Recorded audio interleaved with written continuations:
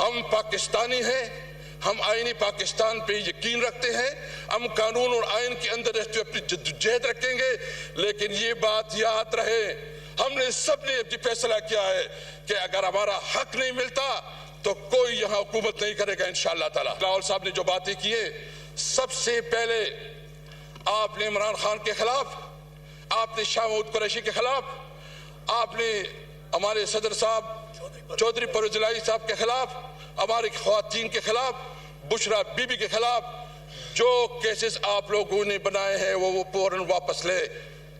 आप उन तमाम केसेस को इमरान खान को रिलीज करवाएं। और फिर जो एजेंडा है, हम बिल्कुल ये समझते हैं कि हम कॉन्स्टिट्यूशन की सुप्रीमेसी पे, हम आइन की बालादस्ती पे, हम आज़ाद जुडिशरी पे बिल्कुल हम ओपन है। सबसे पहले हमें हमारा हक दें जो हमसे हमारा हक 47 के जरिए जो है छीना गया है। बिस्मिल्लाहिर्रहमानिर्रहीम। शुक्रिया जनाब स्पीकर। सबसे पहले तो मैं बिलावल भुट्टो साहब ने जो साइपर की बात की है, मैं हमारी पार्टी का इसके ऊपर बिल्कुल क्लियर मौक़िफ़ है कि उसके ऊपर जुडिशल कमीशन बनाए, सुप्रीम कोर्ट जुडिशल कमीशन बनाए। आए अगर आप तैयार हैं तो उस पर जुडिशल कमीशन बनाए। जिस तरह साइपर में जो हमारा मौक़िफ़ था कि एक 19 ग्रेड का ऑफिसर हमारे एम्बेसडर को बुला के जिस तरह वो डिक्टेशन देता है, वो हमारी कौमी गैरत पे एक बहुत बड़ा सवालिया निशान था। क्या हम पाकिस्तानी इस तरह ट्रीट होंगे? मैं बिलावल भुट्टो साहब से ये जो उसने बात की है, अब पहले मैं तो दूसरी बात करना चाहता हूँ। क्या शहबाज शरीफ साहब और यहाँ मुस्लिम लीग नून की जितनी लीडरशिप थी, ये सब नहीं कहते थे कि झूठ का फलंदा है, कोई साइपर नहीं है? ये प्रेस कॉन्फ्रेंस करते थे, ये तकरीरें करते थे और ये कहते थे कि झूठ है, कोई हकीकत इसकी नहीं है। फिर इस साइपर को बुनियाद बना के इमरान खान के खिलाफ जिस तरह उसको सजाएं दी गई, जिस तरह अदालत का, यानी मुझे तो समझ नहीं आ रही कि एक दिन में 11 घंटे अदालत की प्रोसीडिंग चलती है, 14 घंटे जो है ना अदालत की प्रोसीडिंग चलती है। और मकसद ये है कि किसी तरह गन पॉइंट से, जज के ऊपर गन पॉइंट से उसको सजा दिलाई जाती है, इसलिए कि इलेक्शन के दौरान अपने वर्कर को, अवाम को मायूस किया जाए कि इमरान खान की कोई कैरियर नहीं है। अवाम ने दिखा दिया। तो इसलिए सबसे पहले मैं हुकूमत से मुतालिबा करता हूं कि अगर इस पे वो हकीकत समझती है, सच्चाई समझती है, तो आए कि इसके ऊपर जुडिशल कमीशन बनाए, जुडिशल कमीशन बनाए और फिर हकीकत सामने आ जाएगा। जो जिस तरीके से सबसे पहले मैं मुजम्मत करता हूं जो हमारे प्रेसिडेंशियल कैंडिडेट महमूद जगदई के घर पे छापा पड़ा, जिस तरह ताकि कोई भी अपनी हक की बात ना कर सके। जिस तरह कल जो है ना एक मैसेज दिया गया, अगर असेंबली में कोई तकरीर करेगा तो उसका अंजाम ये होगा। मैं उन लोगों को ये बात वाज़ेह करना चाहता हूं, वो डर और खौफ का वक्त गुजर चुका है। हम तमाम हालात से निकल चुके हैं। हम ना आप देखें,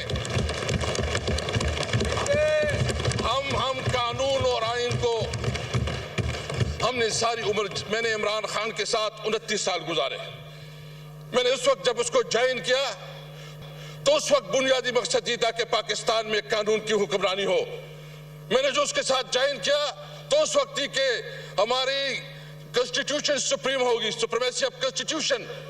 जब हम उसने उस वक्त ज्वाइन किया तो इस वक्त मकसद ये था कि हम आवाम को इंसाफ दिलाएंगे और इंसाफ के लिए हमारी जद्दोजहद थी।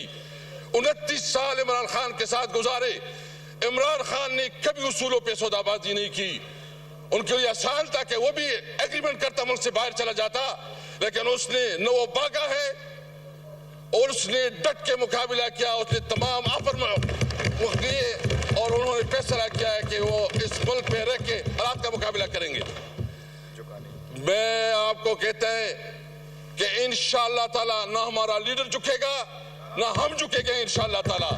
अगर किसी का यह ख्याल है कि इमरान खान इस किस्म के हथकंडों से वो किसी उसके ऊपर आ जाएगा, किसी ऑफर को कबूल करेगा या कोई कंप्रोमाइज करेगा, कोई कंप्रोमाइज नहीं होगी। हमारा वही मकसद है कि पाकिस्तान के अंदर कानून की अलमबरदारी हो, आइन बालादस्त हो, ملک میں ہم آزاد جوڈیشری چاہتے ہیں.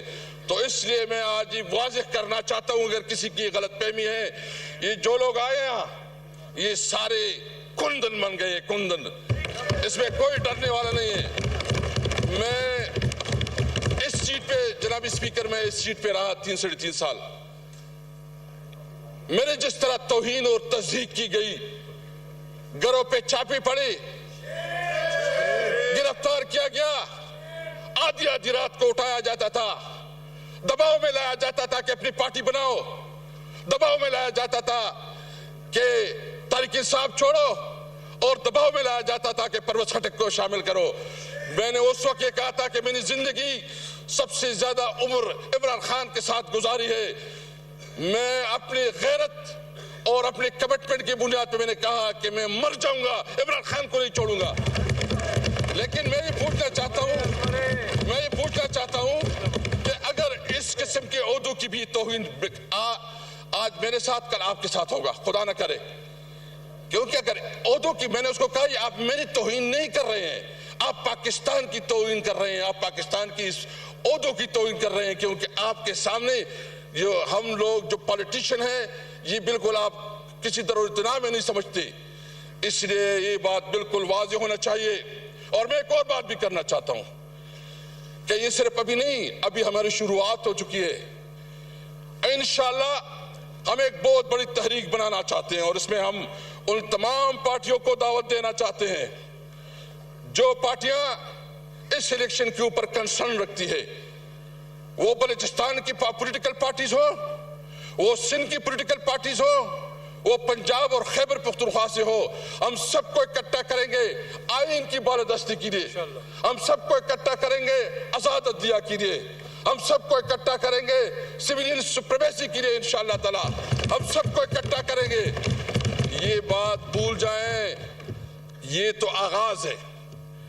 یہ جہاں بیٹھے ہیں فارم 47 والے, میں بہت معذرت سے کہتا ہوں, ان کو اپنی بیوی اور اپنی بچی بھی میں نہیں سمجھتے. ان کو پتا ہے ان کی اپنی ضمیر بھی, ان کو جو کراچی میں ہمارے مینڈیٹ پہ ڈالا گیا ہے, ڈاکہ ڈالا گیا ہے, ان سے پوچھیں, ان کو پتا ہے کہ وہ ہارے ہوئے ہیں. جو اسلام آباد سے ہیں ان کو پتا ہے کہ وہ ہارے ہوئے ہیں, جو پنڈی ڈویژن سے ہیں اس کو پتا ہے کہ وہ ہارے ہوئے ہیں. اس نے جو وزیراعظم بنایا کیا, اس وزیراعظم کی کوئی سے ہے, اس کی کوئی ویلیو ہے, اس کی کوئی اخلاقی قوت ہے؟ زیرو. میں یہاں سب سے پوچھنا چاہتا ہوں کہ تھوڑی آپ کے اندر کوئی ضمیر جاگ رہا ہے کہ نہیں جاگ رہا؟